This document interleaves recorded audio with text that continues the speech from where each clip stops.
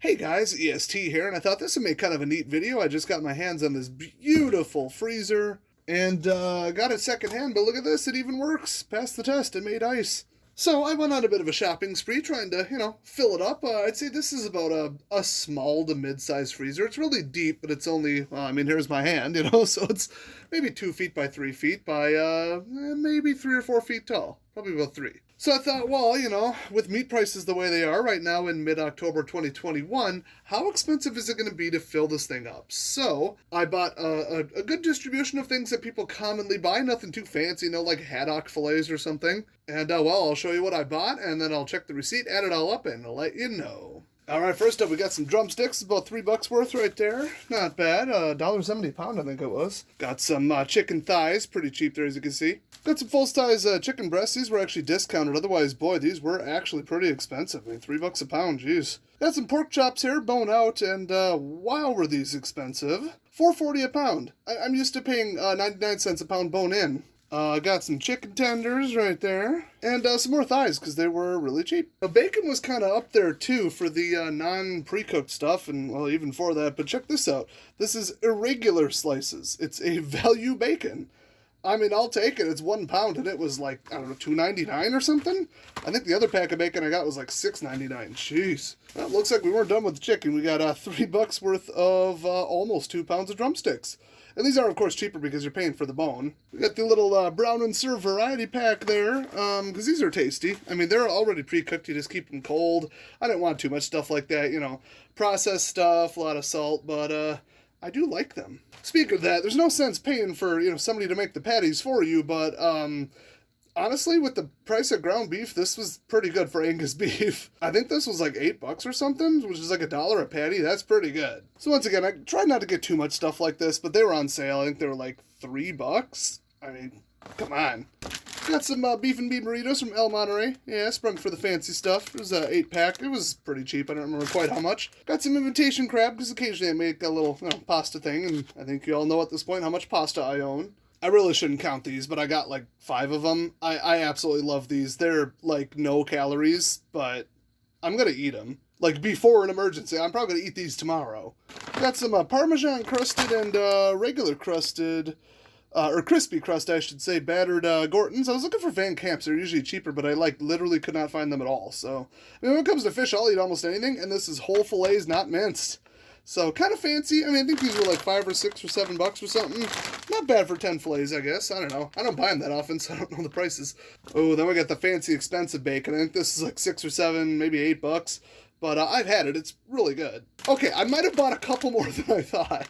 Well, tortellinis and raviolis were on sale. With the amount of dry pasta I've got, this is quite silly. But these are toasted beef raviolis. So these are a little different, a little fancier. You can get raviolis tortellinis that don't require refrigeration at all. But they usually taste like crap. So, these were on sale. I grabbed them.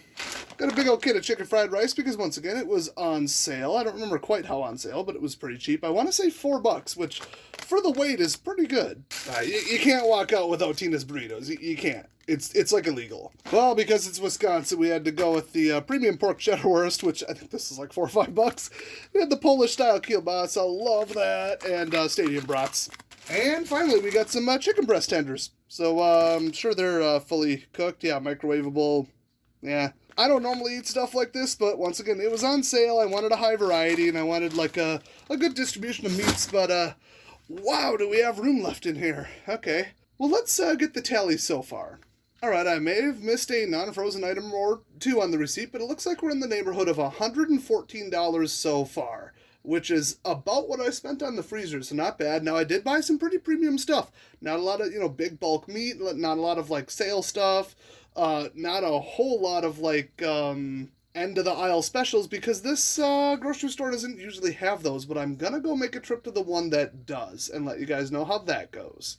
Alright, back from the second trip, and I did things differently on purpose this time, because I wanted to show both ways. So I thought the first one I'll just buy one of this, one of this, one of this, one of this. Some pre-made stuff, some just straight meat that you gotta cook and prepare yourself. And you'll kind of run the whole spectrum and just say, if it's on sale, I'll lean towards it, but not get nuts, as far as savings. And it total, if I recall, $114. This time I went to a grocery store that's known for better meat prices, a little bit higher availability, a lot of rotating sales, and I bought accordingly. It was like the cheapest brand of everything, not just, oh, that's a fancier variation of sausage or whatever.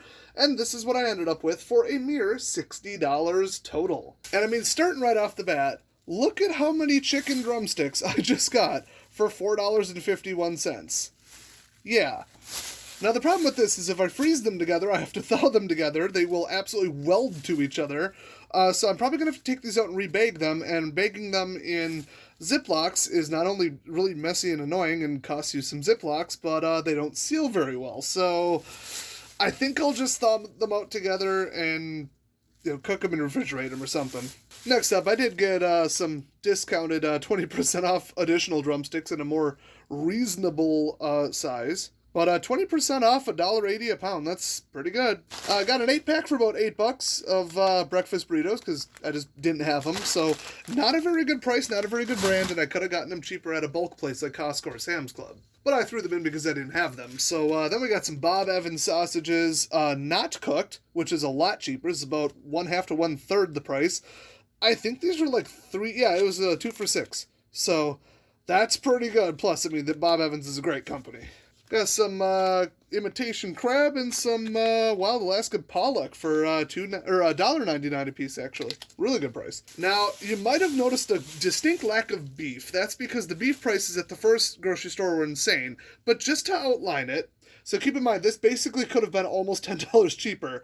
We got a basically sirloin tip steak. I think tip and top are the same thing. It's like the worst cut of beef you can get. It's usually the cheapest. It's usually about $2.99 to $3.99 a pound. This was $11 a pound. Yeah, there wasn't much selection. The prices were insane. Beef is basically out right now. Luckily, I have about 10 pounds of straight, fresh, from the farm, amazing cuts of beef still left over from about 1.5 years ago. And like I said, I bought it straight from the farm, who got it, cut up by a professional butcher and then just sold it themselves. I probably met the cow. Then they didn't have much pork, actually, which is weird because they usually have, like, a lot of pork. But check this out. It was new price, $3.59 a pound for bone-in. I think this is bone-in. It looks like a bone to me. It doesn't say it, though. Pork loin, which, okay. I mean, it's a little high. I got a 20% off at least, so it's, good deal of pork. What is it? $4.50 for, a pound or so. That's not too bad. But neither were these, actually. I did not pay $6.81 for this. It was on sale for much lower. So same with this one. It wasn't actually $7.18. Now these aren't bone-in, so you get more meat, but the bone-in ones, they usually have them on sale for 99 cents a pound. Maybe not, this quarter, but, usually they have them. So I did pay a little much for these, but I like the serving size here, and I like the cut, and these were on sale. They were not $6.19 a pound. I think they were closer to like $3 or $4 a pound, actually. I did get some Johnsonville, and then forgot to put them back, because I got the Bob Evans, but whatever.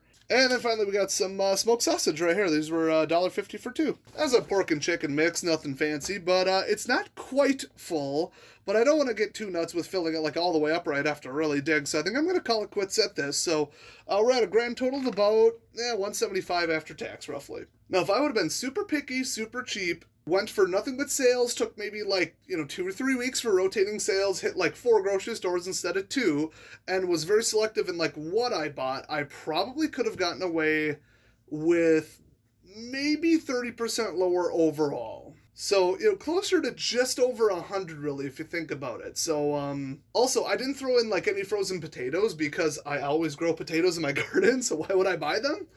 But they're pretty good on calories too. So if we're going just high calorie, food options and not just going meats, because as you know, vegetables are useless. They're basically 0 calories. Well, potatoes are a really good one as far as, good, healthy energy, carbohydrates in the form of starch. Not sure if they contain protein. I don't think they do. But it's a decent option. You can get them pretty cheap, especially breaded stuff or oil dipped stuff like pre-made fries. So that's another option I didn't really explore because it's just not for me personally. So you know how much it cost me if it was just kind of a total free-for-all, who cares, whatever, and then you know how much it could have cost me if I absolutely cheaped out and bought at, like, super bulk stores, like I said, something closer to like a Costco or a Sam's Club. I know the prices there, I could have shaved off a good 10, 20, 30% for sure. And there's actually some independent bulk food stores that usually serve restaurants around here but don't actually require a membership. Now, one more thing I wanted to point out since we're talking about food preservation. I mean, check this out. We got pasta, some pinto beans. I did put some Spam in here because this is the premium container here, I guess. But, just rice, oats, whatever else is in here. I actually have like 6,000 calories of sugar according to the list, but boom, 36,828 calories. And if I went a little heavier on rice, it would have cleared 40,000. And I kind of added it up if you don't count the soy sauce and don't count the Spam and just kind of load it differently, which this is only a 10-gallon tub. This ain't much. It's under $20, all things considered. We're talking oxygen absorbers, the actual Mylar bags themselves, all that. So no electricity needed here to keep this. And that's, 20 days worth of food? That is no joke. And I've got tubs a lot bigger than this that are mostly rice. So if you want the cheapest food storage option that doesn't require electricity, but, I still want to eat meat, so duh, this is the basis where to start, and then you might want to go into some frozen stuff after that. I mean, you start adding anchovies, you start adding Spam, though, you can have some meat to mix in with your noodles and your rice, still not requiring any kind of refrigeration or freezing. So I just wanted to point out that frozen foods is kind of the fancy premium way to do it. It wasn't that expensive. You could keep it pretty low.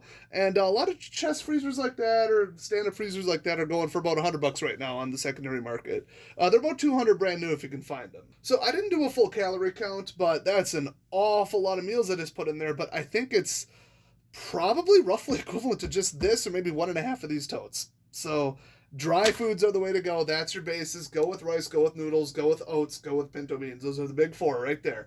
And of course, I have a little mini documentary. It's about an hour long. Tells you everything, every last detail you need to know about how to do this safely and correctly. How to package them up, where to get the supplies, what to watch for, how to know if the seal broke, how to diagnose what you did wrong, everything. It is the #1 guide on all of YouTube by far. So check that out on my channel if you want a good starting point. Thanks for watching this video, and I'll see you guys next time.